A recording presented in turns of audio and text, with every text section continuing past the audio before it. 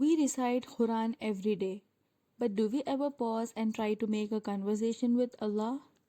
Allah is already talking to us through the Quran. تو کیا ہم کبھی روک کر اللہ سے بات کرنے کی کوشش کرتے ہیں؟ السلام علیکم، کیسے ہیں آپ سب؟ تو رمضان نزدیک آ رہا ہے اور انشاءاللہ آپ سب کی بھی تیاری بہت اچھے سے چل رہی ہوگی۔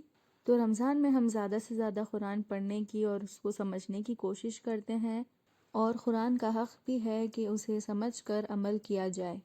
تو انشاءاللہ اس رمضان ہم ایک چھوٹی سی سنت کو جگانے کی کوشش کریں گے، جس میں حضور صلی اللہ علیہ وسلم قرآن پڑھتے وقت رحمت کی آیت آتی تو اللہ تعالیٰ سے رحمت مانگتے تھے، اور جب عذاب کی آیت آتی تھی تو اللہ تعالیٰ سے پناہ مانگتے تھے، اور جب اللہ کی تسبیح اور تعریف والی آیت آتی تھی تو حضور صلی اللہ علیہ وسلم اللہ کی تسبیح بیان کرتے تھے۔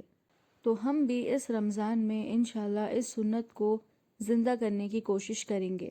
تو اس ویڈیو میں آپ لوگوں کے ساتھ کچھ عربک ورڈز اور ان کے مطلب سمجھانے کی کوشش کروں گی جو قرآن میں بار بار ریپیٹ ہوتے ہیں۔ تو جب یہ ورڈز قرآن میں آئیں گے تو ہم وہاں پر رک کر اللہ تعالیٰ سے بات کرنے کی کوشش کریں گے۔ تو سب سے پہلے جب قرآن میں اللہ تعالیٰ کی تسبیح کے لفظ آئے جیسے کہ سبحان اللہ، تو تھوڑی دیر رک کے اپنے دل سے اللہ کی پاکی بیان کیجیے۔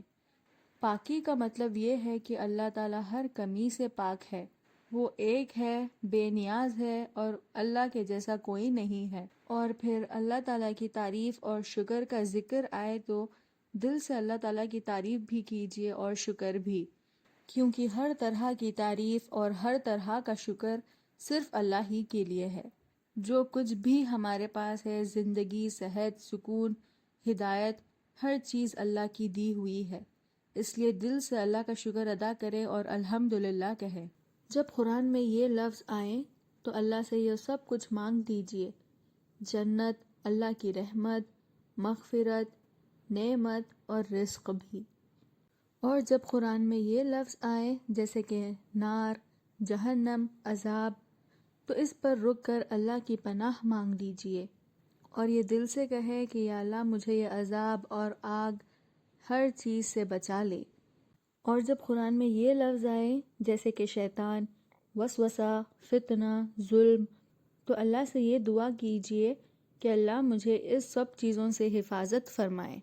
اور جب عمل، ذنوب، توبہ جیسے لفظ آئیں تو اللہ سے دعا کریے کہ یا اللہ مجھے نیک عمل کرنے کی توفیق عطا فرما اور میرے گناہوں کو معاف فرما دے۔ اور جب ایمان، تقوی، صبر، شکر جیسے الفاظ آئیں تو اللہ سے یہ دعا کریں کہ یا اللہ میرے اندر ایمان، تقوی، صبر، شکر ہمیشہ قائم رکھے اور میرے دل کو ٹھیک کر دے۔ اور جب دعا، ذکر، صلاح، سجود کا ذکر آئے تو اللہ سے یہ دعا کرے کہ یا اللہ مجھے خشوع والی عبادت کرنے کی توفیق عطا فرما۔